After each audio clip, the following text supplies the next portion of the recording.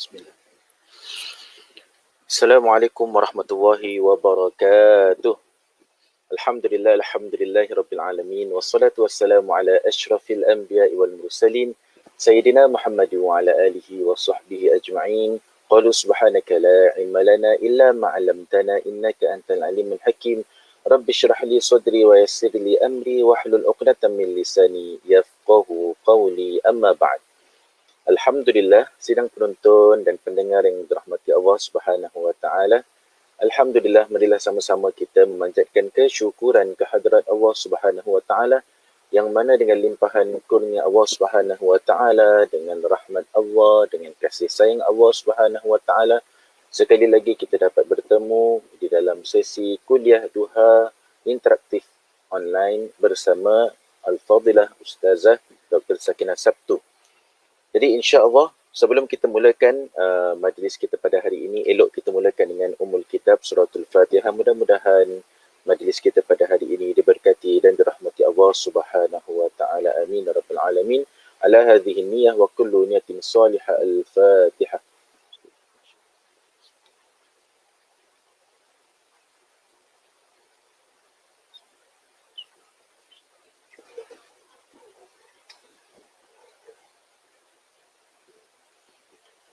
Alhamdulillah, senang penonton yang dirahmati Allah Subhanahu Wa Taala. Topik kita pada hari ini masih lagi kita menghuraikan berkaitan tentang keutamaan zuhud. Yang mana insya-Allah Ustazah Dr. Sakinah Sabtu akan melanjutkan pencerahannya berkaitan tentang keutamaan zuhud, ya, dalam lingkungan mungkin terutamanya dikhususkan kepada kaum muslimah, ya, insya-Allah. Jadi tanpa saya melengahkan masa, saya akan mengundang Al-Fadilah Ustazah untuk tampil ke hadapan. Falyatafaddal mashkuri. Assalamualaikum. Waalaikumsalam warahmatullahi. Apa khabar Ustaz? Baik, Alhamdulillah, Masya Allah. Ustazah sihat? Alhamdulillah sihat. Dah sarapan? Belum lagi. Ustazah dah sarapan? Belum lagi. Okeylah, tapi bertenaga nampak.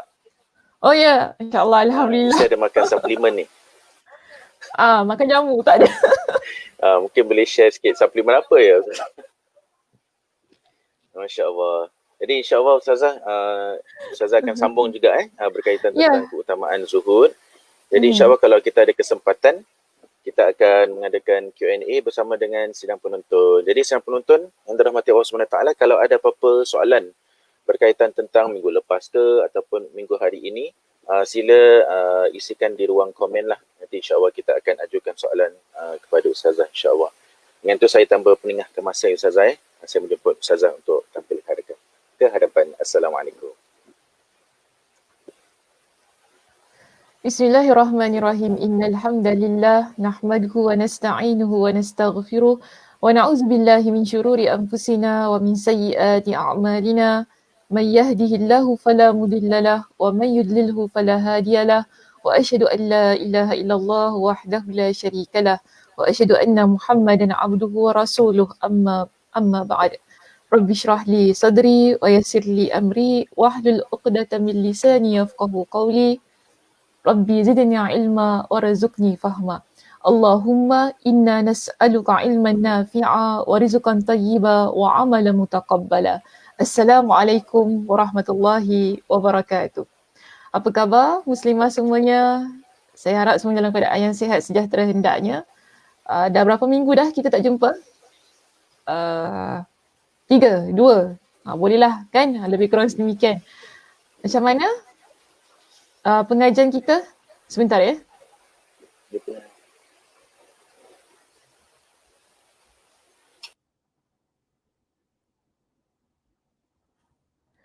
Okey, so kita lihat begini ya. Hari ini kita akan menyambung perbincangan berkenaan dengan keutamaan zuhud. Kita masih lagi pada hadis kita yang ke-31. Panjang juga ya perbincangan tentang hadis ini. Tapi tak mengapalah, sikit-sikit lah kan. Kalau kita nak terus habiskan pun takut tak faham pula. Okey, baik. Tapi hari ini kita akan masuk kepada satu subtopik yang baru. Kita berada di muka surat 289. Okey, muka surat 289 kita akan membincangkan berkenaan dengan kategori manusia yang ada di dunia ini. So, ada berapa kategori manusia di atas muka bumi ini yang telah dibincangkan oleh Imam siapa namanya? Ibn Rajab Al-Hanbali. Ustazah pun dah tak ingat dah sebab banyak sangat kitab. Imam Ibn Rajab Al-Hanbali dalam kitab beliau ini, itu Jami'ul Ulum wal Hikam. So, kita lihat ya, di situ kita ada satu subtopik yang bertajuk manusia di dunia terbahagi menjadi dua bahagian. Okey, muka surat 289. Muka surat 289.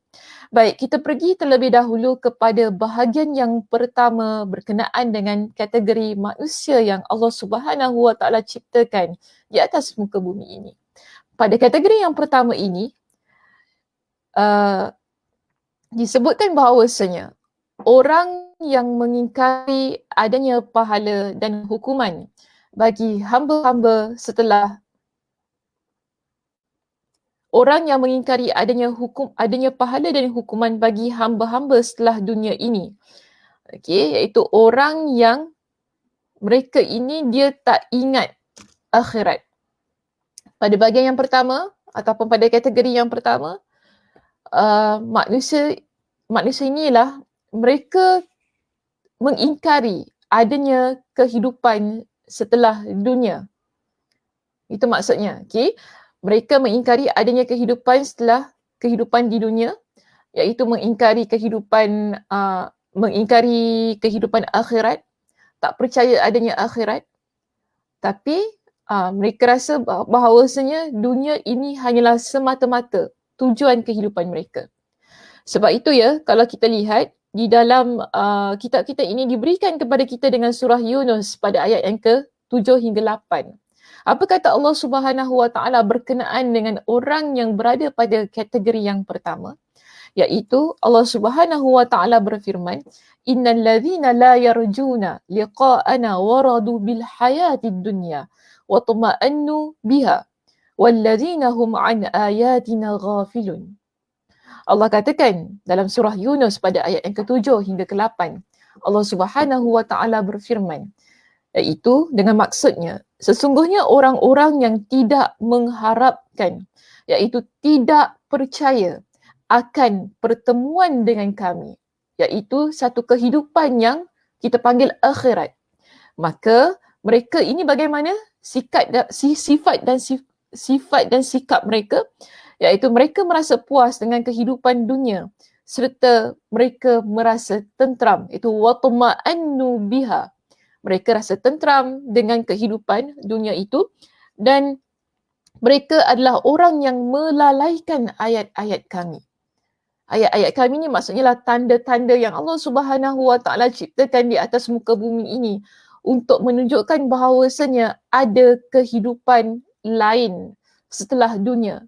Iaitu ada Allah Subhanahu Wa Taala yang akan memberikan balasan terhadap setiap tindakan kita di muka bumi ini. Jadi Allah Subhanahu Wa Taala kata apa berkenaan dengan orang yang berada pada kategori yang pertama ini? Allah kata ulaika ma'wahumun nar bima kanu yaksibun. Mereka itu tempatnya di neraka. Mereka ini tempatnya di neraka kerana apa yang telah mereka lakukan. Apa yang mereka lakukan?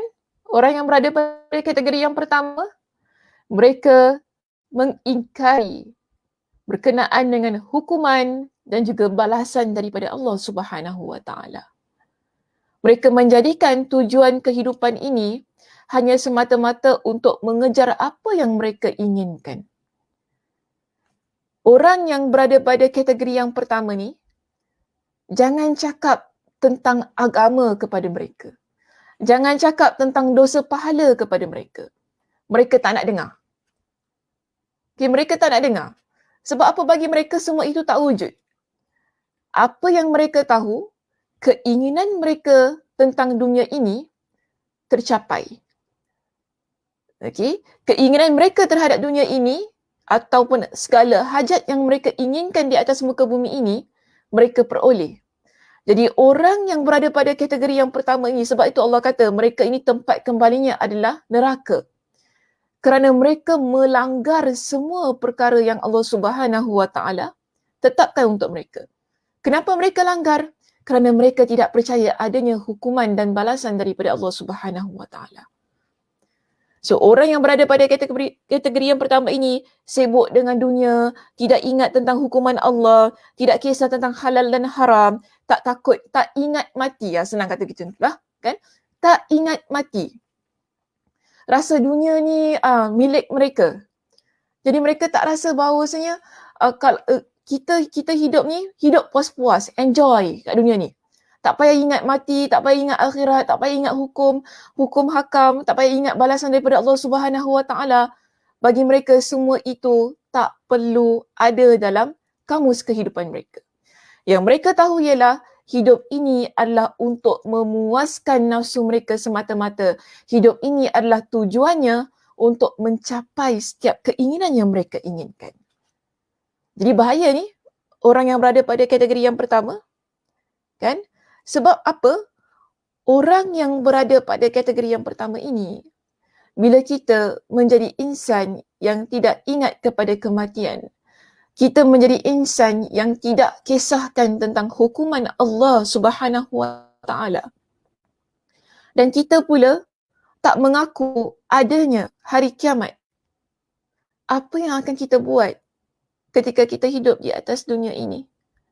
Kita akan buat perkara-perkara yang merosakkan muka bumi. Apa maksud merosakkan muka bumi? Ianya adalah perbuatan-perbuatan yang menzalimi orang lain. Kita tak kisah apa yang akan kita buat ni sehingga menyebabkan orang lain teraniaya. Mungkin kita boleh membunuh orang lain, kan? Kita boleh mengkhianati dia. Kita tak kisah dah. Yang penting kita tahu apa yang kita hajatkan tercapai. Apa nak berlaku kepada orang lain, tak kiralah kepada makhluk-makhluk lain, alam sekitar ni kan, kita dah tak fikir dah. So ini adalah manusia yang ada pada kategori yang pertama yang disebutkan dalam Al-Quranul Karim. Siapa mereka? Mereka adalah insan yang tidak memikirkan berkenaan dengan dosa dan pahala. Tidak ada pada dalam diri mereka berkenaan dengan kepercayaan terhadap balasan Allah Subhanahu Wa Taala. Mereka tidak percaya terhadap kehidupan setelah kematian. Atau dengan kata yang lain, dengan kata yang lebih mudah, bagi mereka tidak ada kehidupan akhirat setelah kehidupan di dunia ini. Jadi untuk orang yang berada pada kategori yang pertama ini, Allah katakan kepada mereka, wa ma'wahumun nar, dan tempat kembali mereka adalah api neraka dengan apa yang telah mereka lakukan. Sebagaimana yang Allah Subhanahu Wa Taala sebutkan. Di mana tadi Muslimah yang saya sebutkan ayatnya? Surah Yunus ayat 7 hingga 8. Okey? Baik, seterusnya kita pergi kepada kategori yang kedua. Kategori kita yang kedua ni dia ada banyak sedikit. So jangan confuse ya. Kalau tadi kategori yang pertama kita bincangkan, kategori manusia ini mereka mengingkari kehidupan akhirat. Tidak percaya kepada hukum hakam Allah. Tidak percaya terhadap pembalasan yang akan Allah berikan kepada mereka. Jadi mereka hidup di atas muka bumi ini ikut sekehendak hati mereka. Berbeza dengan manusia yang berada pada kategori yang kedua. Apa bezanya Muslimah? Cuba lihat pada muka surat kita yang ke-290. Okay, 290. Pada muka surat 290, Allah Subhanahu Wa Taala, bukan Allah, siapa ni? Imam Ibn Rajab Al-Hanbali, maaf tersilap sebutnya. Imam Ibn Rajab Al-Hanbali menjelaskan tentang manusia pada kategori yang kedua. Mereka ini adalah orang yang mengakui adanya balasan dan hukuman. Okey, adanya balasan dan hukuman setelah kematian. Dan mereka inilah yang menyisbahkan diri mereka kepada syariat para rasul. Maknanya, orang yang berada pada kategori kategori yang kedua ini, okey, mereka adalah orang yang percaya ada kehidupan setelah kematian, ada balasan daripada Allah Subhanahu Wa Taala, ada dosa, ada pahala, ada alam barzakh yang akan Allah Subhanahu Wa Taala berikan kepada kita setelah kita mati nanti. Mereka percaya tentang semua itu. Okey, mereka percaya tentang semua itu bermakna mereka menisbahkan diri mereka kepada syariat para rasul. Dan kita ialah umat Nabi SAW, maka kita menisbahkan diri kita kepada syariat yang dibawa oleh Nabi SAW. Bermakna kita percaya setiap apa yang Nabi SAW bawa itu adalah sesuatu yang pasti. Kita beriman dengan perkara-perkara yang Nabi SAW bawa dalam kehidupan kita ini.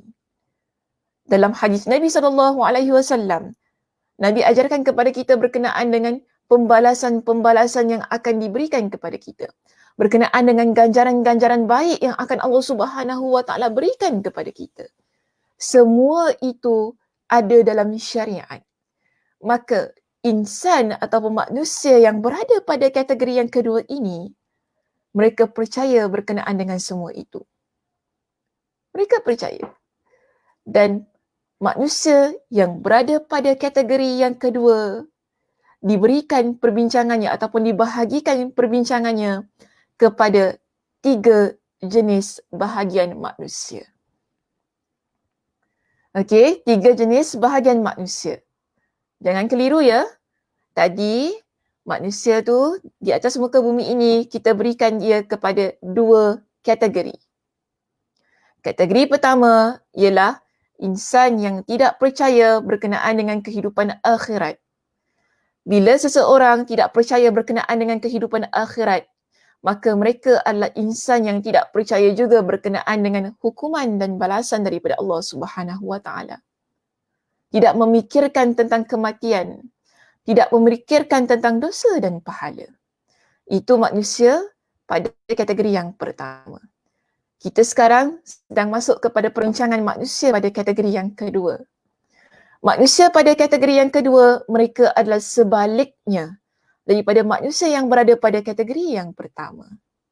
Iaitu mereka adalah insan yang percaya berkenaan dengan kehidupan akhirat. Mereka adalah insan yang percaya terhadap hukuman dan balasan yang akan Allah berikan kepada mereka. Percaya berkenaan dengan kehidupan setelah kematian. Percaya berkenaan dengan dosa dan pahala. Senang kata, mereka adalah insan yang menisbahkan diri mereka terhadap syariat yang dibawa oleh para rasul. Dan jika kita nisbahkan kepada diri kita kepada apa yang dibawa oleh Nabi SAW, iaitu agama Islam kita. Jadi, manusia yang berada pada kategori yang kedua ini diberikan penjelasannya kepada 3 bahagian manusia. Okey, manusia pada kategori yang kedua diberikan kepada 3 bahagian. Pertama, kita masuk kepada jenis yang pertama dalam kategori yang kedua, iaitu pertama, yang menzalimi dirinya. Yang kedua, kita ada insan yang pertengahan. Ketiga, kita ada insan yang bersegera kepada kebaikan dengan keizinan Allah Subhanahu Wa Taala. 3 ya, okey, 3 dalam kategori yang kedua. Kategori pertama dah habis dah. Jangan fikir lagi, letak tepi. Masuk pada kategori yang kedua. Dalam kategori yang kedua ada 3. Baik, kita pergi satu per satu. Saya tak nak confusekan. Okey, kita pergi kepada satu per satu. Dan sekarang kita pergi kepada yang pertama. Pertama tadi saya sebut apa? Ialah insan yang menzalimi dirinya. Macam mana dah pula tu? Tadi dah bagus-bagus dah dia kan? Dia percaya kepada kehidupan akhirat, percaya kepada kematian, percaya kepada dosa dan pahala. Tiba-tiba pula dia ni menzalimi diri dia. Aduh, hai, sayanglah dia ni kan? Dah bagus-bagus, masuk pula pada kategori yang pertama. So kita lihat dia begini bagaimana orang yang berada pada kategori yang pertama itu. Baik, lihat kepada muka surat kita 290 di bawah itu, yang menzalimi dirinya. Insan yang menzalimi dirinya dijelaskan oleh Imam Ibn Rajab Al-Hanbali dalam kitab beliau ini. Apa kata beliau? Ialah yang majoriti di antara mereka, iaitu orang yang paling ramai dalam kategori yang kedua. Orang yang paling ramai dalam kategori yang kedua, iaitu mereka dah percaya kepada kehidupan akhirat, percaya kepada dosa dan pahala, kan? Mereka bahkan percaya kepada apa yang dibawa oleh Nabi SAW. Tetapi dalam kategori yang kedua ini, paling ramai ialah mereka yang menzalimi diri mereka sendiri. Siapakah mereka? Okey, so kita lihat di sini. Yang mana mereka adalah kebanyakannya orang yang lebih memikirkan dunia dengan segala perhiasannya. Dalam hidup mereka, tujuan pertama mereka adalah dunia. Dia sebenarnya sama sebagaimana orang yang berada pada kategori yang pertama. Cuma bezanya, mereka yang menzalimi dirinya ini dalam kategori yang kedua, mereka beriman dengan kehidupan akhirat. Mereka tidak mengingkari adanya pembalasan daripada Allah Subhanahu Wa Taala. Tetapi sayangnya mereka menjadikan kehidupan dunia adalah tujuan utama mereka. Sebab itu disebutkan begini. Lalu mereka menggapainya bukan melalui jalannya. Jadi mereka melalui kehidupan di dunia ini bukan dengan cara yang betul. Dan juga menggunakan dunia pada bukan dengan cara yang dibenarkan. Jadi mereka hidup di atas muka bumi ini dengan cara yang salah. Kenapa sedemikian? Okay, kenapa kita kata sedemikian? Kerana mereka menjadikan tujuan utama mereka di atas muka bumi ini adalah dunia semata-mata. Bila orang yang menjadikan tujuan utama mereka adalah dunia, mereka seringkali melanggar apa yang telah ditetapkan oleh syariat. Melanggar ketaatan-ketaatan yang telah Allah Subhanahu Wa Taala tetapkan. Melakukan setiap perkara yang Allah Subhanahu Wa Taala haramkan. Sebab itu kita kata mereka menzalimi diri mereka sendiri. Dalam keadaan yang sudah mempercayai adanya hukum hakam, sudah mempercayai berkenaan dengan kehidupan akhirat, tetapi masih lagi melanggar setiap yang telah Allah Subhanahu Wa Taala tetapkan dalam kehidupan mereka. Sebab itu mereka melalui kehidupan di atas muka bumi ini dengan cara yang salah. Mereka juga melalui kehidupan di atas muka bumi ini dengan cara yang tidak dibenarkan. Apa yang haram mereka lakukan. Bagi mereka, yang haram itulah satu perkara yang wajar untuk mereka lakukan. Walaupun saya kata, mereka percaya berkenaan dengan adanya pembalasan daripada Allah Subhanahu Wa Taala. Orang yang begini, yang berada pada bahagian yang pertama ini, mereka mengikut kepada hawa nafsu mereka. Okey, sebab itu disebutkan begini ya, sehingga dunia menjadi cita-cita mereka yang paling besar. Kerananya mereka marah dan kerananya mereka redha. Jadi apa-apa yang berlaku dalam kehidupan mereka berkenaan dengan dunia ini, dia akan buat mereka marah sangat-sangat. Tak puas hati, dengki, sakit hati, benci, kan? Dah usaha apa yang mereka hendak tapi tak tercapai. Bahkan kemudian orang lain pula yang mendapat apa yang mereka inginkan. Maka sebab itu mereka marah sangat-sangat. Kenapa bukan aku yang dapat? Kenapa dia yang dapat? Ini masalah orang yang menzalimi dirinya ni pada bahagian yang pertama ni. Walaupun mereka tahu dunia ini adalah tempat persinggahan yang sementara. Walaupun mereka tahu Allah Subhanahu Wa Taala akan balas kepada mereka dengan pembalasan terhadap perkara-perkara jahat yang mereka lakukan. Tetapi mereka adalah orang yang memperturutkan keinginan dunia mereka semata-mata, yang menyebabkan mereka tidak memikirkan berkenaan dengan pembalasan-pembalasan itu. Yang akhirnya, jika mereka tidak mencapai apa yang mereka inginkan di atas muka bumi ini, mereka akan rasa marah, mereka akan rasa benci, mereka akan rasa sakit hati. Bahkan, saya boleh kata begini, mereka boleh menjadi orang yang menolak takdir yang telah Allah Subhanahu Wa Taala tetapkan ke atas diri mereka. Ini bahayanya orang yang pertama ni, iaitu yang berada pada bahagian yang pertama dalam kategori kedua. Sebab apa? Orang yang begini, mereka boleh menzalimi orang lain. Mereka boleh menyakiti orang lain. Yang mana orang itu tak bersalah kepada mereka.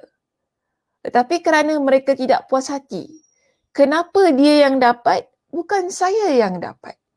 Mungkin kita bekerja kan dalam satu pejabat, kita rasa kita kerja dah lama dalam office kita tu kan, tiba-tiba ada budak baru masuk kerjanya kan, dia pula yang naik pangkat. Ini dunia ya, Muslimah jangan lupa, ini dunia. Kita tak puas hati. Kenapa pula dia ni? Saya kerja lama dah kat sini. Kita mengamuk, kita marah kan.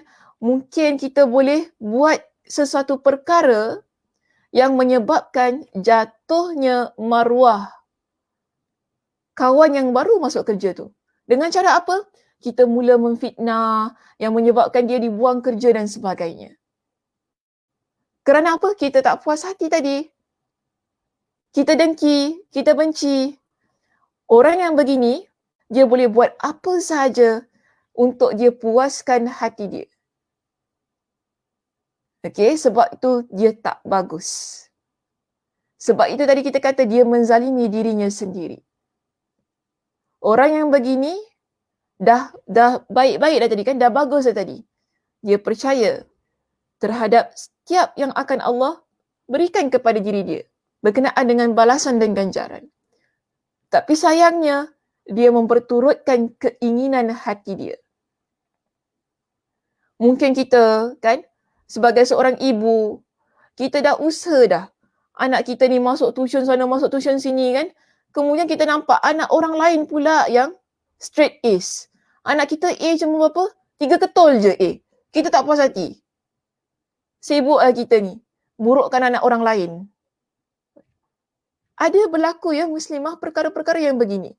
Sedangkan kita tahu, memfitnah, memburukkan orang lain itu adalah dosa. Bukan tak tahu kita tahu. Tapi sebab apa kita buat sedemikian? Sebab kita nak puaskan hati kita. Sebab kita lupa bahawasanya hidup ini tak lama. Kita lupa hidup kita ni sementara. Walaupun kita tahu buat ni dosa ni, tapi kita tak ambil peduli. Kita jealous, kawan kita pandai masak contohnya kan. Orang baru pindah tingkat atas tu, pandai pula dia masak tu. Kita dah jadi makcik champion masak kat flat ni. Tiba-tiba ada orang baru masuk, aduhai. Dia pula lah champion daripada kita. Kita bingit. Kita pun buat mulut. Bawa mulut yang bukan-bukan apa kan. Ini tak bagus Muslimah. Jangan buat perkara-perkara yang begini. Kan? Jangan kita jadikan nikmat yang dimiliki oleh orang lain. Sebab nikmat ni kebiasaannya bila kita kata tentang nikmat, ia adalah sesuatu yang kita peroleh di atas muka bumi ini. Dan jangan lupa, nikmat yang ada pada orang lain tak semestinya kita juga akan peroleh perkara yang sama. Orang lain dapat nikmat yang begini, kita ada nikmat yang lain. Betul. Mungkin kita kata kita sama-sama masak, tapi dia pula yang dapat lebih. Itu rezeki dia. Itu nikmat yang Allah berikan kepada dia. Apa hak kita untuk menafikan nikmat tersebut? Betul tak? Yang penting, kita dua-dua usaha. Usaha untuk dapat rezeki yang halal. So kita jangan buat perkara-perkara ataupun kalau dalam bahasa kasarnya, maaf kalau bahasa kasar, kita jangan main kotor muslimah. Bahasa kasar kalau kita nak guna. Kita ni hidup jangan main kotor. Jangan kita buat perkara-perkara kotor ni. Jatuhkan orang lain dengan memfitnah, dengan memburukkan dia jadi batu api. Ni semua tak bagus. Sampai satu flat tak suka dengan dia. Kita pun kata, kau baik-baik tau. Dia masak tu, tantang dia sembuh-sembuh. Sembuh-sembuh apa tu muslimah? Nak sembuh apa? Sembuh bismillah tak apalah kan? Kita pun kata dengan kawan kita, kau jangan main-main tu, Sakinah tu. Bukan pandai masak sangat. Dia sedap tu sebab apa? Sembuh-sembuh lah tu. Adalah tu dia baca-baca tu. Kau order dengan aku masak sedap. Ini masalahnya ni. Kita bukan tak tahu fitnah orang tu dosa muslimah. Kita tahu. Tapi kita buat juga. Ni masalahnya kita ni. So jangan buat perkara-perkara begini. Nak mudah faham? Jangan main kotor muslimah. Dosa besar ni. Sebab itu kita ni kalau buat hal yang sedemikian dalam keadaan kita mengetahui. Kenapa saya kata dalam keadaan kita mengetahui? Sebab kita orang yang solat. Kita orang yang berpuasa.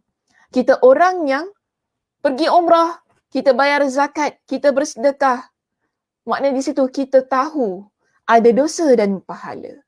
Tapi kalau kita masih lagi buat perkara-perkara yang begini, yang mana untuk memuaskan tujuan dunia kita, kita menzalimi diri kita sendiri. Ini bukan ajaran agama kita muslimah. Sebab itu, sayang sangat. Bila kita dah berada pada kategori yang kedua, kan, dah bagus-bagus, kita beriman kepada Allah, beriman kepada syariat yang dibawa oleh Nabi SAW, tapi kemudiannya kita buat dosa-dosa besar begini. Bermakna kita menzalimi diri kita sendiri. Okey, baik. Seterusnya, kita lihat kepada manusia ataupun insan yang berada pada kategori yang pertengahan ataupun bahagian yang pertengahan. Bagaimana pula mereka ini? Apa bezanya dengan yang pertama?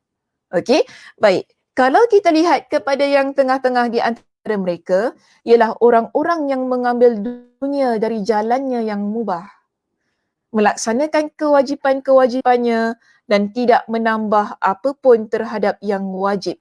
Dan menikmati kenikmatan dunia secara luas. Boleh faham di situ muslimah? Apa yang dimaksudkan oleh Imam Ibn Rajab Al-Hanbali dalam syarahnya ini? Orang yang berada pada kategori yang kedua, orang yang berada pada bahagian yang kedua dalam kategori yang kedua. Okey, orang yang berada pada bahagian yang kedua dalam kategori yang kedua, mereka ini pertengahan. Sedang-sedang saja. Okey, sedang-sedang saja. Mereka ni sedang-sedang je. Maknanya mereka buat perkara-perkara yang Allah Subhanahu Wa Taala perintahkan, perkara-perkara yang mubah, kan, tinggalkan perkara yang haram, dan mereka buat perkara-perkara yang wajib. Perkara-perkara yang wajib saja. Dan dunia ini mereka nikmati sepuas-puasnya, tak ada masalah. Tapi dalam keadaan menikmati dunia itu secara sepuas-puasnya, mereka tidak pula melakukan perkara-perkara yang haram. Bagi saya ini juga banyak juga di kalangan kita yang sedemikian. Kan? Maknanya kita tak buat perkara-perkara yang menzalimi orang lain. Dia buat perkara yang Allah perintahkan. Sebab tu tadi kan dia kata mereka ini buat perkara yang wajib. Melaksanakan perkara-perkara yang wajib. Dan tidak menambah apapun terhadap yang wajib. Maknanya yang wajib je lah yang buat. Yang sunat tu tak payahlah. Macam tu kan. Yang sunat tu tak payahlah. Tapi dalam masa yang sama mereka tetap meninggalkan perkara-perkara yang haram. Sebab tu kita letakkan dia berada pada kategori yang pertengahan. Okey, berada pada kategori yang pertengahan. Beza dengan pertama tadi. Kenapa beza? Sebab mereka buat perkara-perkara yang Allah haramkan. Halal dan haram masuk sekali. Ataupun senang kata tak kisahlah halal ke haram, buat je semua. Itu orang yang berada pada kategori yang pertama. Maaf, pada bahagian yang pertama. Saya pun dah confused sebab banyak sangat kategori. Pada bahagian yang pertama. Tapi kalau yang kedua ini, biasa-biasa saja. Sedang-sedang saja. Mereka ni adalah orang yang solat, puasa, bayar zakat, bersedekah, buat perkara yang baik, kan? Menikmati kehidupan dunia ni, pergi shopping, relax-relax semua, kan? Tengok TV, dengar radio, apa kan, main-main semua kan, happy-happy dengan kawan-kawan. Wajib tetap buat. Itu sahaja. Tapi yang perkara yang sunat, perkara-perkara yang selebih daripada itu, bagi mereka tak ada keperluan. Sebab itu diletakkan pada kategori yang pertengahan. Saya kira boleh faham ya kategori yang kedua tu tadi kan. Maaf, bahagian yang kedua tadi kan. Okey, baik. Nak lebih faham, kita masuk kepada bahagian yang ketiga. Okey, bahagian yang ketiga ini dia special. Special sangat-sangat. Sebab apa? Ranking dia tinggi. Walaupun dia letak pada bahagian yang ketiga. Okey, walaupun diletakkan perbincangan ini pada bahagian yang ketiga. Begini Muslimah, kalau kita lihat pada muka surat 290, perengan kita yang terakhir sekali di bawah itu, dijelaskan kepada kita orang yang berada pada bahagian yang ketiga dalam kategori yang kedua ialah mereka yang bersegera. Bersegera dalam perkara-perkara yang baik dengan izin Allah. Bagaimana diri mereka ini? Baik, maka mereka ialah orang-orang yang memahami apa yang menjadi tujuan dari dunia. Mereka tahu hidup di atas muka bumi ini bagaimana. Apa yang perlu mereka lakukan? Adakah berada pada bahagian yang pertama tadi? Halal dan haram masuk sekali campur? Ataupun hidup sedang-sedang sahaja? Biasa-biasa sahaja? Mubah? Pada kategori yang pertengahan. Tapi untuk mereka yang berada pada bahagian yang ketiga ini, mereka bukan orang yang berada pada bahagian yang pertama, bukan juga orang yang berada pada bahagian yang kedua. Kerana apa? Keistimewaan mereka ialah mereka memahami tujuan hidup mereka adalah akhirat. Ini bezanya. Orang yang berada pada bahagian yang ketiga. Okey, kita lihat penjelasan itu. Iaitu orang yang memahami apa yang menjadi tujuan dari dunia dan mereka beramal atas dasar itu. Di mana mereka memahami bahawasanya Allah menjadikan hamba-Nya tinggal di negeri dunia ini untuk menguji mereka. Siapakah di kalangan mereka yang paling baik amalannya? Maknanya mereka sedar tujuan hidup mereka ialah untuk beribadah kepada Allah. Dan Allah Subhanahu Wa Taala menciptakan mereka di atas muka bumi ini, tujuannya ialah untuk melihat, antara tujuannya ialah untuk melihat siapa yang paling baik antara kita ini amalan. Siapa yang paling baik antara kita ni amalannya. Dan hal ini, dalam kitab kita tidak ada ya Muslimah, sila catat. Dan hal ini telah Allah Subhanahu Wa Taala sebutkan. Allah sebutkan di mana? Dalam surah Al-Kahfi pada ayat yang ke-7. Surah Al-Kahfi pada ayat yang ke-7, Allah Subhanahu Wa Taala berfirman, "Inna ja'alna ma'alal ardi zinatan laha linabluwahum ayyuhum ahsanu amala." Sesungguhnya kami jadikan, sesungguhnya kami telah menjadikan apa yang ada di muka bumi ini sebagai perhiasan. Kita dah bincangkan berkenaan Allah jadikan dunia ini sebagai perhiasan pada sesi kita yang lepas. Kita dah bincangkan tentang hal itu. Allah jadikan dunia ini sebagai perhiasan. Tetapi di sebalik penciptaan dunia ini sebagai perhiasan, jangan lupa Muslimah, tujuan hidup kita antaranya ialah Allah jelaskan dalam surah Al-Kahfi itu ialah untuk Allah uji siapa di antara kita yang paling baik amalannya. Jika kita faham tentang hal itu, maka kita akan jadikan dunia ini sebagai tempat untuk kita beribadah bagi tujuan akhirat kita. Sebab itu dalam sebuah hadis yang disebutkan oleh Nabi SAW yang diriwayatkan oleh Imam Ahmad dan juga Imam Muslim dengan sanad yang sahih, apa kata Nabi SAW? Nabi jelaskan kepada kita berkenaan dengan dunia ini. Nabi sebutkan dalam hadis ini, Nabi kata apa? Inna dunya kejap ya.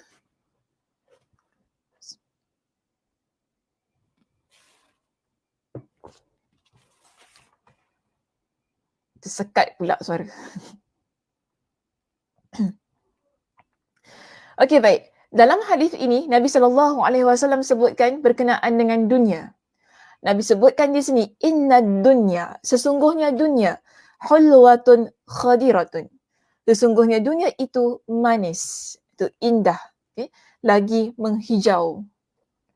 Senang kata, dunia yang manis, dunia yang menghijau itulah perhiasan. Itulah perhiasan. Tapi Nabi kata di sini, wa innallaha mustakhlifukum fiha fanazirun madza ta'malun. Dalam keadaan Allah Subhanahu wa taala menciptakan dunia ini sebagai tempat yang begitu manis bagi kita. Allah ciptakan dunia ini sebagai sebuah tempat yang menghijau. Maksud menghijau ni cantik, indah, kan?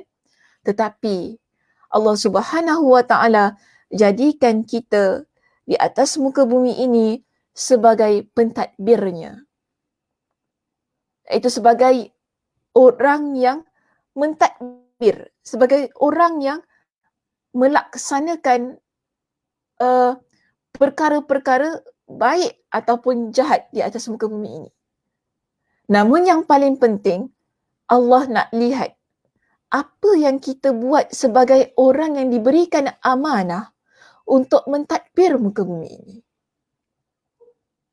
Apa yang kita buat? Fanazirun madza ta'malun.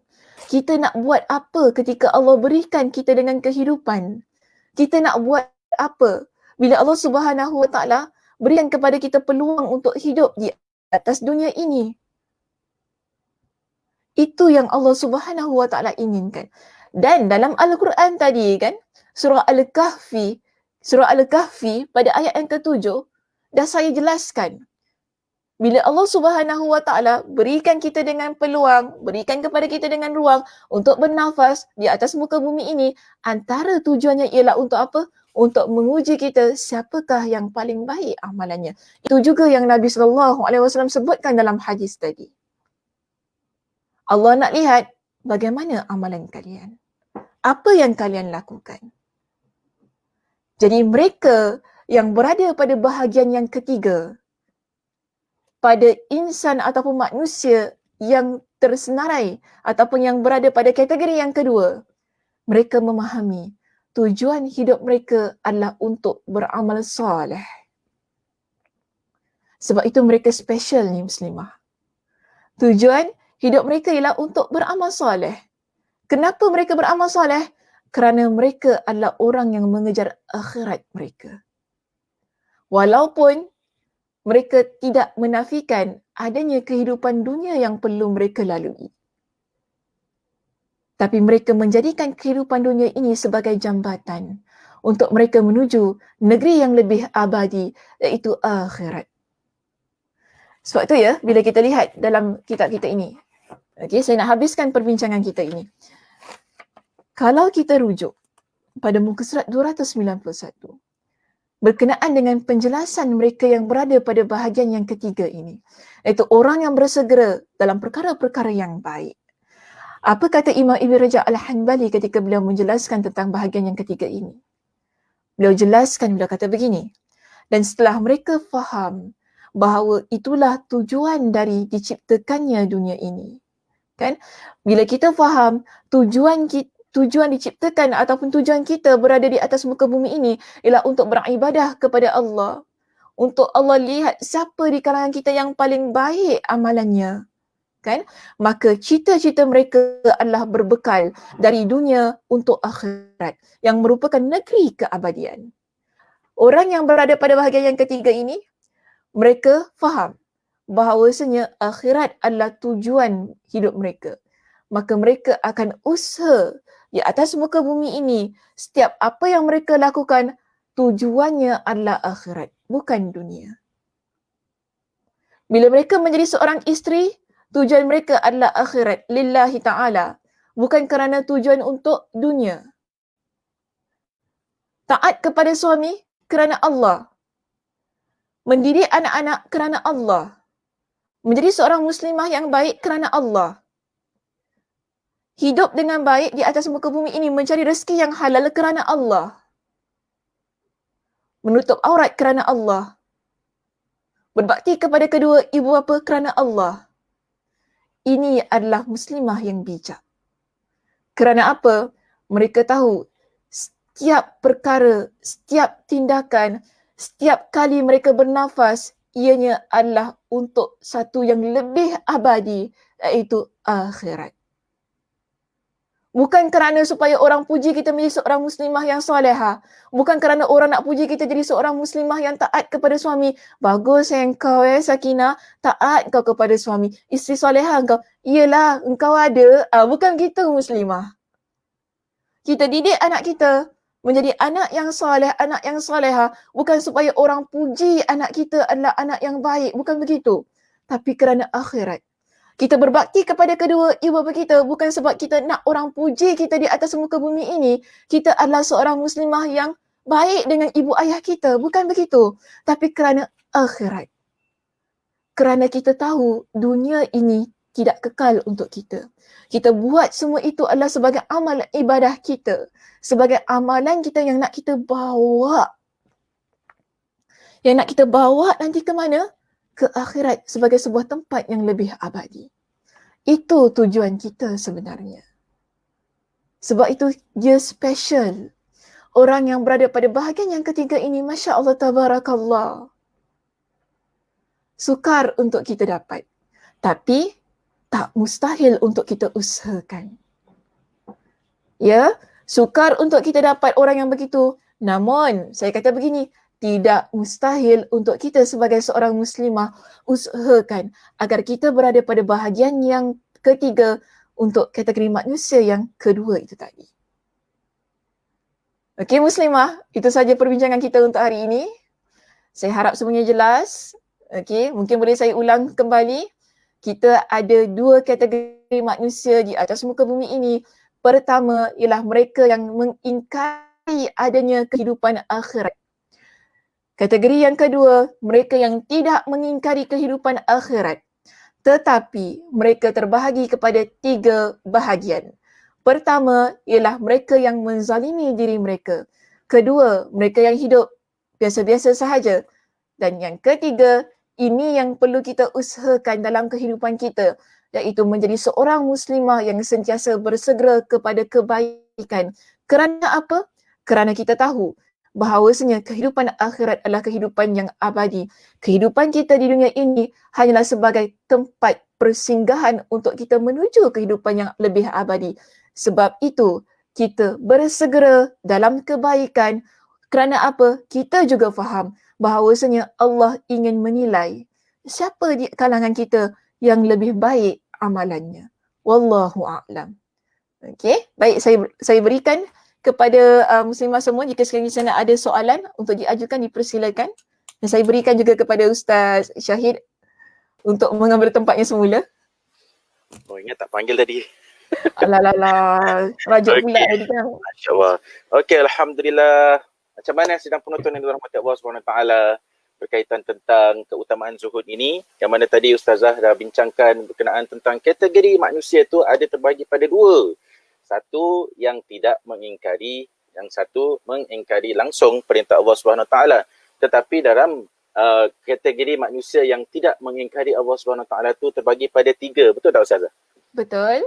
Sebab saya tadi tak fully fokus dengan apa yang Ustazah sampaikan, tapi tak apa, saya faham. Dia ada kerja di sebalik tabir.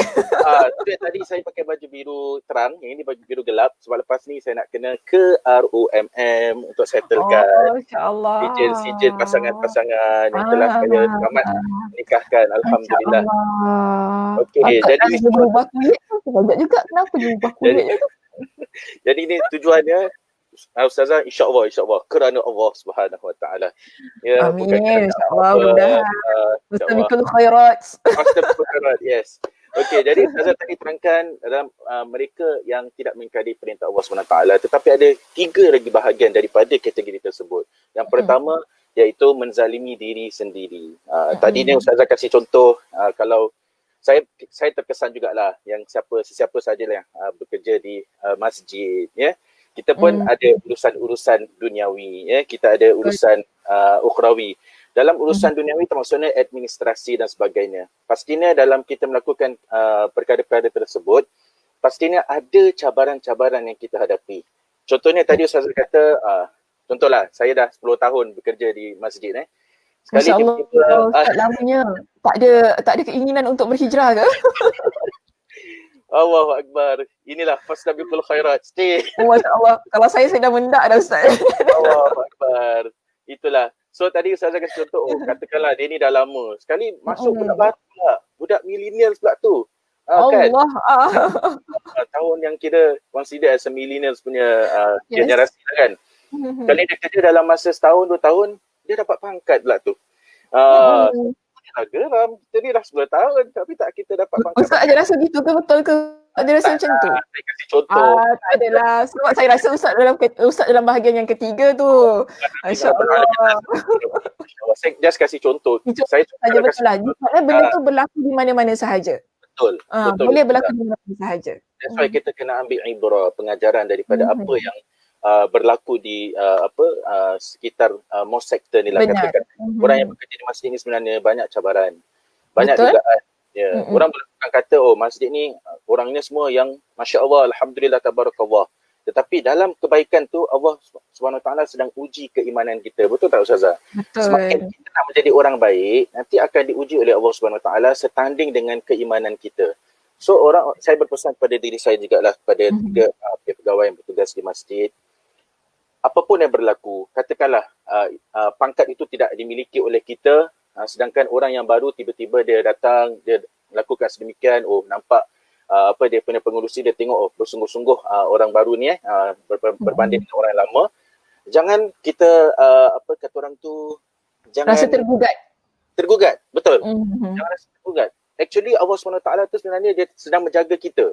Kemungkinan kalau Allah SWT berikan kita pangkat tersebut, mungkin kita pada dulunya asalnya kita memang orangnya Masya Allah dengan jemaah bersalam-salaman. Sekarang ni tak boleh bersalam-salaman lah. Maksudnya dia very ramah, dia dengan jemaah dia baik.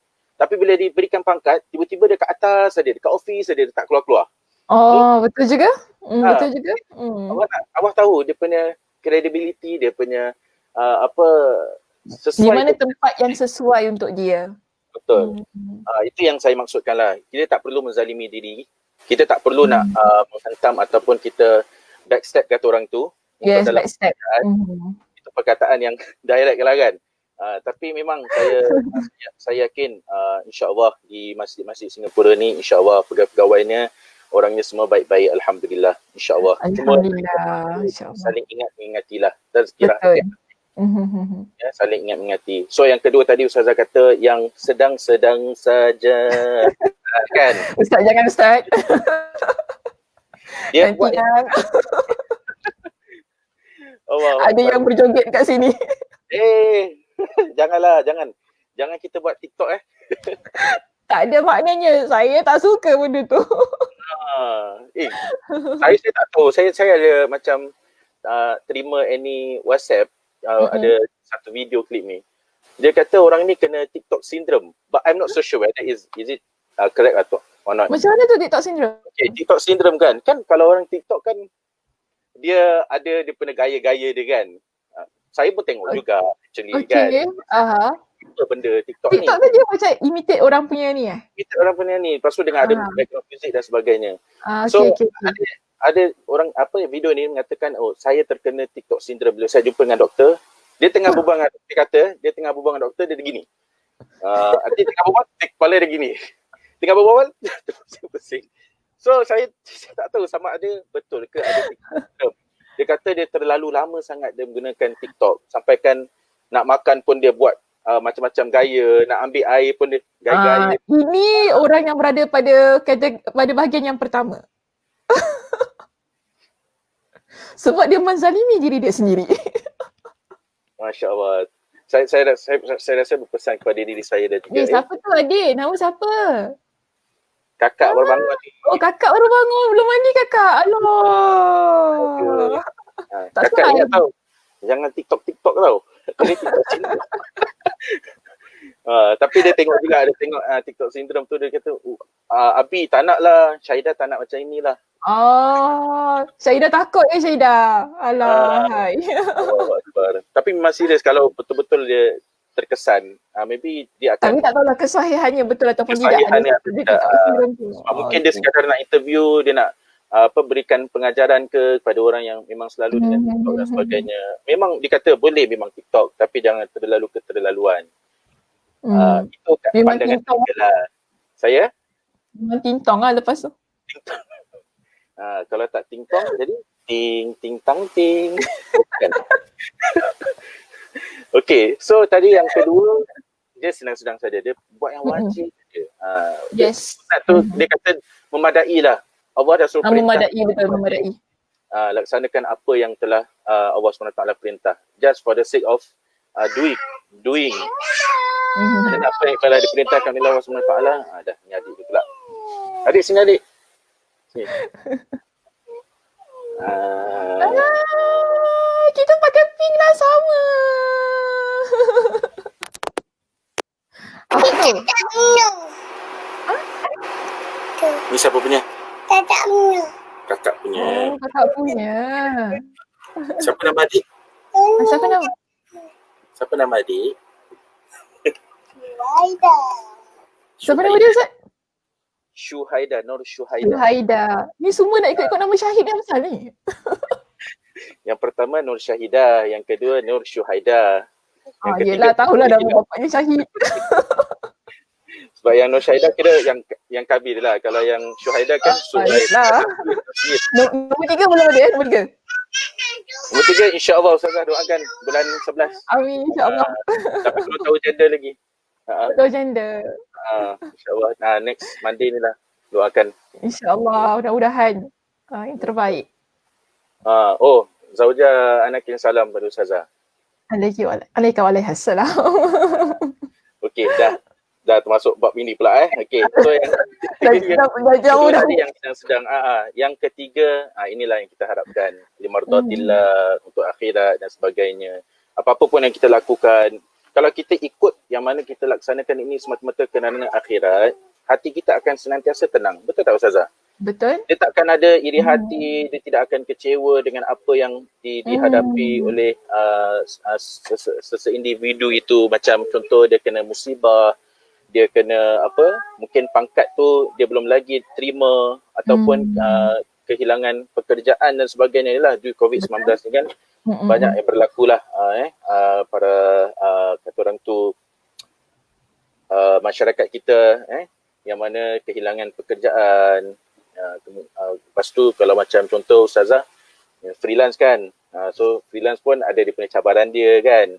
So kalau kita demi fastabiqul khairat, demi akhirat, insya-Allah kita akan tenang dan kita akan cari jalan keluar untuk kita menghadapi situasi. Saya yakin. Betul, bila kita tak tenang, kita tak akan jumpa jalan keluar. Yes, betul. Tenang tu penting. Maknanya kita tenang dulu, kita faham. Bila kita faham tentang tujuan hidup kita ni sebagai seorang Muslim, ini istimewanya orang yang beriman kepada Allah, orang yang namanya Muslim. Kita ni akan lebih tenang bila ada perkara-perkara berkenaan dengan dunia ini berlaku. Dan bila kita tenang, kita akan lebih mudah untuk jumpa solusinya, jalan keluarnya. Kalau kita serabut, fikir, sakit hati dengan orang lain, menyalahkan orang lain kan tentang apa-apa yang berlaku ni, memang kita tak akan jumpa jalan keluar. Bahkan kita menurunkan maruah diri kita sendiri. Bila kita buat perkara-perkara yang di luar kawalan kita lah. Kan macam tadi kan main kotor kan. Saya dulu kata kan fitnah orang dan sebagainya. Dia tak baik. Benda yang tak bagus. Sebab itu penting bila kita memahami berkenaan dengan konsep dunia tu bagaimana. Konsep dunia. Yalah, sebab kalau dalam keadaan tak tenang, dia tak waras. Kadang-kadang Dia Dia lebih okey, lagi kuatkan satu. ni, ikutkan apa perasaan. Betul. And bila dia kelang kabut dalam membuat keputusan, itu yang bisikan syaitan tu sedang datang kat kita.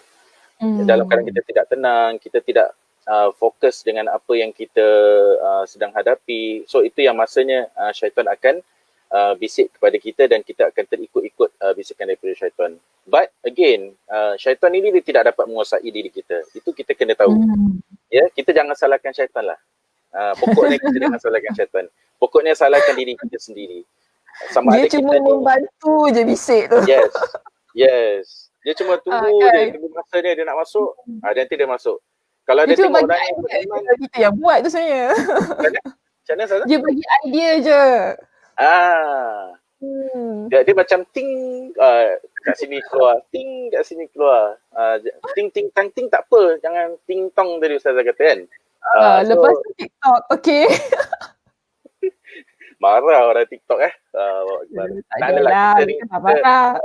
Macam kata orang tu yang sedang-sedang sajalah. Yalah kalau nak, iyalah kategori yang kedua tu Ustazah kata dia boleh tengok TV dan sebagainya.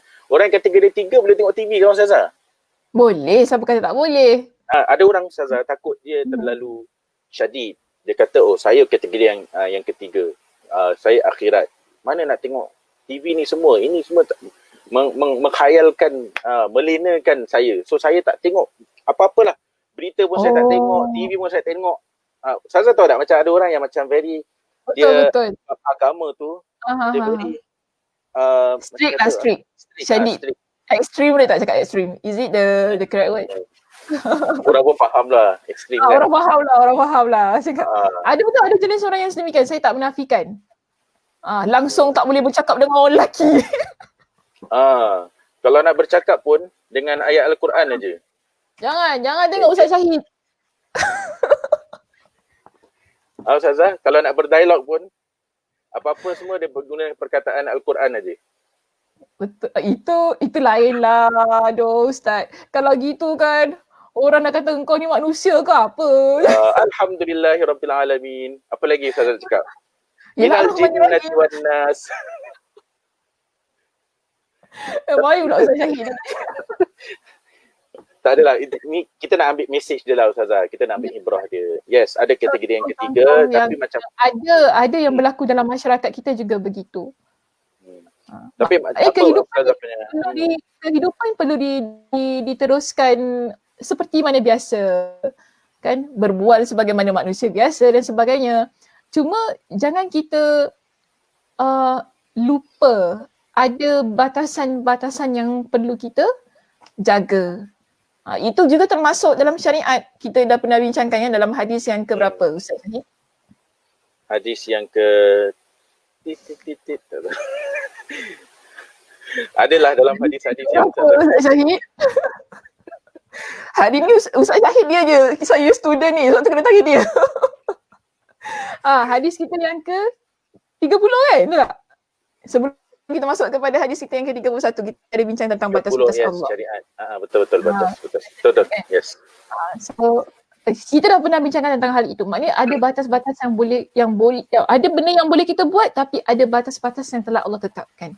So kita jangan terlampau-lampau lah, sebab kadang-kadang bila kita jadi sedemikian, kita menyebabkan orang lain tidak selesa dengan diri kita. Betul. Sedangkan kita nak, bila kita ni menjalankan agama, kita melaksanakan agama ni kan, kita nak orang boleh terima kita. Mungkin kita kata, Ustazah, saya nak lihat pandangan Allah daripada pandangan manusia. Betul lah, kita tak nak fikir dengan hal itu. Kita nak pandangan Allah bukan pandangan manusia. Tetapi jangan lupa, dalam hidup kita, kita dah hablum minallah wa hablum minannas. Kita ada hubungan kita dengan Allah dan juga hubungan sesama manusia. Dan Allah mementingkan kedua-dua sekali. Kerana itu juga yang Allah pesan dalam Al-Quran. Dalam Al-Quran Allah ceritakan berkenaan dengan bagaimana kita dengan sama manusia, kan? Tak boleh mengumpat. Contohnya, bukankah itu Allah nak cakap dengan kita, kita ada hubungan dengan sama manusia yang perlu kita ambil berat. Kita perlu jadi orang yang sabar, memaafkan orang lain. Maknanya ada perkara-perkara yang Allah ajarkan dalam Al-Quran ni berkenaan kita dengan orang yang ada di sekitar kita. So kita tak bolehlah Mentang-mentang kita nak beramal ibadah, beramal soleh, kita pinggirkan isteri kita, anak-anak kita kan. Tak kisah mak abah kita macam mana, yang penting aku dengan ibadah aku. Tak kisahlah orang nak kata apa kan, aku gini ke apa, tak boleh juga. Maknanya perlu kita raikan orang yang ada di sekitar kita. Dan orang yang ketiga begitu, yang bahagian ketiga tu, kerana apa? Dia tahu untuk menjadikan dunia sebagai jambatan kepada akhirat itu tadi, dia nak bawa bersama dengan orang-orang yang ada di sekitarnya. Bukan hanya diri dia sahaja. Kalau tak, kita dah jadi orang yang mementingkan diri sendiri. Itu pun masalah. Itu nak kena masuk perbincangan lain lah. Orang yang mementingkan diri sendiri tu macam mana. Ada perbahasannya. Ada So perbahasan. kita perlu ada keseimbangan lah, katakan dalam kehidupan ni. Macam saya yang last week saya cakap apa, so cukup rasa kan. So kita masih lagi ya. Okay. So tagline. So seimbang. Wasatiyah. Tapi kalau orang kat Ustazah, ni lagi satu. Orang kadang-kadang faham wasatiyah pula sederhana. Ustaz cakap sederhana. So maknanya saya kena hidup macam kais pagi makan pagi, kais petang makan petang. Saya hidup yang biasa-biasa saja, yang biasa-biasa saja kan. Is it correct that definisi wasatiyah kalau kita faham dalam agama Islam, Ustazah? Mungkin Ustazah boleh huraikan sedikit lah wasatiyah tu dalam kehidupan kita tu macam mana? Wasatiyah ni bukan bermakna kita berpada dengan apa yang kita ada, bukan gitu. Tetapi selama mana kita boleh berusaha ke arah yang lebih baik, itu ialah yang terbaik yang ditetapkan oleh agama. Kan sebab agama kita tak ajar supaya kita jadi orang yang malas.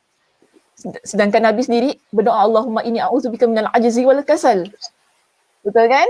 Ya Allah, aku minta perlindungan kepadamu daripada sifat lemah dan juga malas. Jadi kalau kita berpada, contoh apa yang ada sahaja kan, itu namanya wasatiyah. Tak, wasatiyah ni dia ajar kita supaya jangan melampau-lampau dengan satu pendapat yang kita pegang, ataupun dengan satu kefahaman yang kita ada kan, ataupun dengan satu terpanggil pekerjaan yang kita lakukan. Tetapi tak salah jika sekiranya kita berusaha ke arah yang lebih baik tanpa kita mengenepikan mana-mana, macam tadi dah kan, tanpa kita mengenepikan ahli keluarga kita, tanpa kita mengenepikan pandangan-pandangan yang membolehkan untuk kita buat perkara yang dibolehkan. Sebab kadang-kadang ada orang bila dia rasa benda tu tak boleh, semua tak boleh kan. Macam contoh tadi Ustaz kata TV tak boleh, TV haram, semua benda jadi haram. Sampai tengok berita pun jadi haram macam tu. So Instagram pun haram. Instagram haram, semua jadi haram kan. So tak bolehlah kita berpegang dengan pandangan yang begitu. Ini maknanya kita terlampau sangatlah. Kan, jadi wasatiyah itu sebenarnya dia mengajar kita supaya kita jangan jadi orang yang terlampau bawah, jangan pula jadi orang terlampau atas. Terlampau atas ni maksudnya terlampau atas yang menyebabkan kita memijak orang yang berada di bawah kita. So kita boleh berada di atas. Kita boleh mengejar apa yang kita hendak. Tapi agama kita juga telah meletakkan guidelines bila kita berada di atas, bagaimana caranya. Bagaimana sikap kita bila kita dah berada di atas. Bagaimana kita dengan orang yang berada di sekitar kita bila kita berada di atas. Maknanya akhlak masih lagi perlu jaga, tutur kata kita kan. Kita dengan Allah Subhanahu wa ta'ala, adakah bila kita dah sibuk sangat berada di atas tu kita lupa dengan akhirat kita? Tidak begitu. Maknanya masih lagi berada dalam batas yang telah Allah Subhanahu wa ta'ala tetapkan. Itulah Ustaz yang boleh saya. Baik. Alhamdulillah. Alhamdulillah. Rasanya bila Ustazah punya penyampaian tu mereka semua dengan jelas. Jadi diorang tak ada soalan. Bahkan diorang rumuskan apa yang Ustazah punya topik pada hari ini. Terima kasih kepada Aisyah Taha.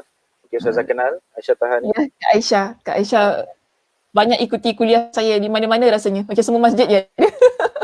InsyaAllah. Terima kasih Kak Aisyah. Kita boleh panggil Kak Aisyah lah. Kak Aisyah lah, Kak Aisyah. Terima kasih atas sokongannya untuk terus memberi sokong pada pihak masjid untuk kita mengadakan program-program dakwah sementara Betul. kita dalam keadaan COVID-19 ni, tapi alhamdulillah ada alternatif yang kita boleh sampaikan ilmu.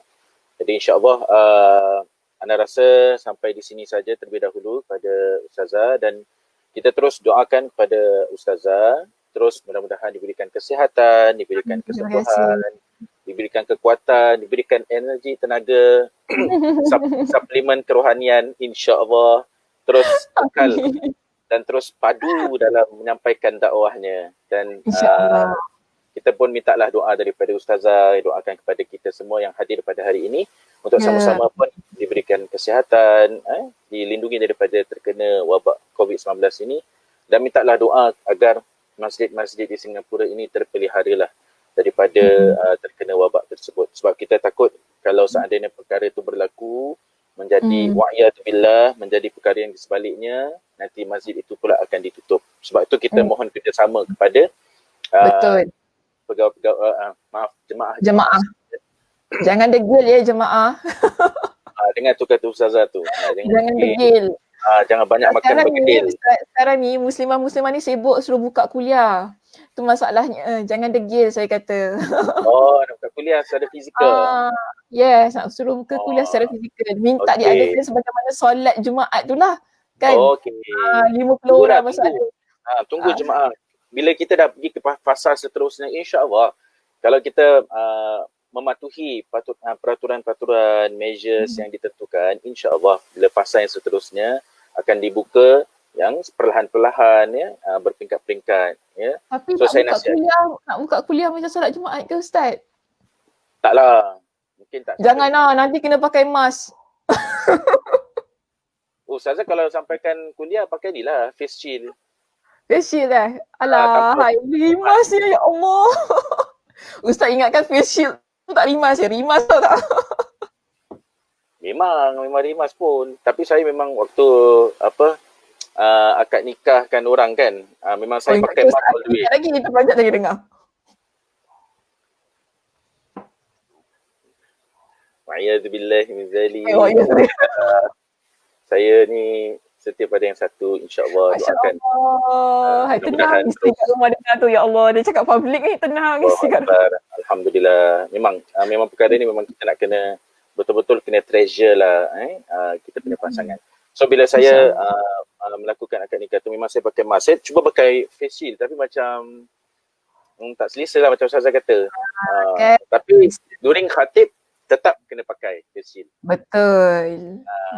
Kalau pakai mask nampak gayanya sampai sebelum masuk panggilan takwa dia dah nafas dah tak boleh angkat. Alhamdulillah hamdan katsiran kama asyhadu an la ilaha illallah wa la syarika lah. Dah sampai ni sidang Jumaat yang dah tu ya Allah. Dah lah Ustaz, kena ada ambulans pula datang. Lain pula tadi kan. Sorry lain pula. So ada nanti insya-Allah lah kalau measures tu kalau kita dapat patuhi insya-Allah, kalau dibuka pun mungkin taklah seramai-ramainya kan. Maybe dia dalam lingkungan berapa peratus saja daripada kalangan jemaah. So itu semua kita akan nantikan lah measures yang akan datang insya-Allah. Betul. Boleh Ustazah? Insya-Allah kita doakan. InsyaAllah. Dan yalah seperti mana Ustazah kata, janganlah kita berdegil dan jangan banyak makan bergedil, nanti jadi berdegil. Okey? Tak kelakar. Okey. Syahid tahu. Tak kelakar Ustaz Syahid. Memang favourite ke bergedil tu? Sangatlah. Kami soto bergedil. Okeylah, sidang penonton, so far tak ada apa-apa soalan. Okey, jadi kita akhiri majlis kita pada hari ini dan saya mohon maaf pada sidang penonton dan juga Ustazah kalau seandainya sewaktu saya menjadi moderator pada hari ini ada yang terlebih, ada yang terkurang, ada yang tersengaja ataupun tak sengaja, mohon maaflah daripada hujung jari ke hujung rambut ya. Minta maaf, afwan. Al-alfu minkum insya-Allah.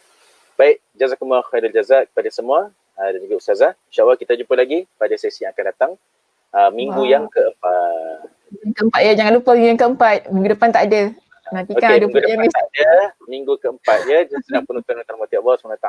Dan kami juga mohon maaf pada minggu lepas kita tak maklumkan yang mana kuliah. Ustaz, tak baik tau, tak bilang. terlepas pandang lah. Maaflah sidang penonton yang dirahmati Allah SWT. Orang Terima dah kasih tunggu kerana dekat depan laptop dia. Ya Allah, ya Tuhanku. dapat pahala kan Ustazah? Intention dah ada apa? Betul tak? Dapat. Cuma Alasan, dia kecewa sikit lah. Kecewa. Tunggu-tunggu tak ada ni. Mana? Yelah. Minta maaf lah sidang penonton dan juga pelajar Ustazah Dr. Sakinah Sabtu, insyaAllah. Okey, mari sama-sama kita akhiri majlis kita dengan tasbih kafarah serta surah Al-Asr. Bismillahirrahmanirrahim. Subhanakallahumma wa bihamdika asyhadu an la ilaha illa anta astaghfiruka wa atubu ilaik. Bismillahirrahmanirrahim. Wal 'asr innal insana lafi khusr illa alladhina amanu wa 'amilus solihat wa tawassaw bil haqqi wa tawassaw bis sabr. InsyaAllah sidang penonton yang dirahmati Allah SWT, esok kuliah Ustaz Mamfizam Bakaram seperti biasa akan diadakan di FB Live Masjid Asy-Syakirin. Terima kasih. Terima kasih Ustazah. Jumpa lagi. Sekian saja. Assalamualaikum. Warahmatullahi